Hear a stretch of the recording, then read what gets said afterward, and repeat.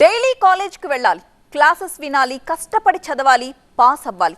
అప్పుడు చేతికొస్తుంది certificate. But ఇవేవీ లేకుండా ఒక్కో పట్టాకి ఒక్కో రేటు కట్టేసి అంగట్లో అమ్మేస్తున్నారు కొంతమంది కేటుగాళ్లు. ఈజీ మనీ ఎర్నింగ్ వేటలో పడిపోయి అడ్డదారుల్లో అడ్డదిడ్డంగా సంపాదించేస్తున్నారు. కరెన్సీ కొట్టు, సర్టిఫికెట్ పట్టు అంటూ బరి తగ్గించిపోయిన ముఠా భరతం పట్టారు పోలీసులు. ఇంతకీ ఎవరు వాళ్ళు, ఎన్నాళ్లుగా చేస్తున్నారు ఈ దందా?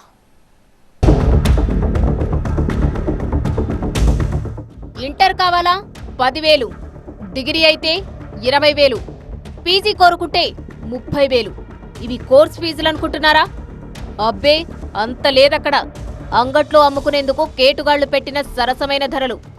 అంగట్లో అగ్గువకి అంటగడుతున్నారు. 10th, inter, degree, PG, engineering, diploma ఇలా ఏ సర్టిఫికెట్ కావాలన్నా ఏ యూనివర్సిటీదైనా ఆర్డర్ ఇస్తే చాలు, ప్రింట్ గుద్ది ఇచ్చేస్తాం. ఒరిజినల్ కి ఏమాత్రం తీసిపోదు, సేమ్ టు సేమ్ డిట్టోగా దించేస్తాం. ఇలాంటి ఆఫర్లు ఇచ్చి ఫేక్ సర్టిఫికెట్ల వ్యాపారం మొదలెట్టింది బ్యాచ్. ఉద్యోగాలు గ్యారంటీ, ప్రమోషన్లు బి ఖాయమంటూ ఊదరగొట్టడంతో విస్టాల రోహిత్ కుమార్, సత్తూరి ప్రవీణ్, ఈ ముఠా మెంబర్స్ అయిన మహమ్మద్ అజాజ్, వడ్డేపల్లి వెంకట్ సాయిని కాంటాక్ట్ అయ్యారు. అదేమంత పెద్ద పని కాదని ముందు డబ్బు అరేంజ్ చేసుకోవాలని సూచించారు. వాళ్లు అడిగినంత ఇవ్వగానే కోరుకున్న పట్టాను చేతిలో పెట్టారు. ఈ క్రమంలోనే పోలీసులకు అడ్డంగా దొరికిపోయింది బ్యాచ్. ఫేక్ సర్టిఫికెట్లను కస్టమర్లకు ఇవ్వడానికి వచ్చిన 5గురు సభ్యుల ముఠాను అరెస్టు చేశారు. ఆ సమయంలో వారి దగ్గరున్న SRM university, Bengaluru city university పేర్లతో ఉన్న నకిలీ డిగ్రీ సర్టిఫికెట్లు, మెమోలు, ట్రాన్స్ఫర్, బోనఫైడ్ పత్రాలతో పాటు ఫేక్ రికార్డులు స్వాధీనం చేసుకున్నారు.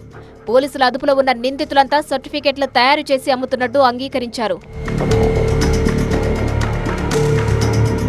ఫేక్ సర్టిఫికెట్లతో పాటు మొబైల్ ఫోన్లు సీజ్ చేశారు. డబ్బు కోసం ఎంతకైనా దిగజారే ఈ ముఠా మెంబర్స్ ఎంతకాలంగా ఈ దందా చేస్తున్నారు?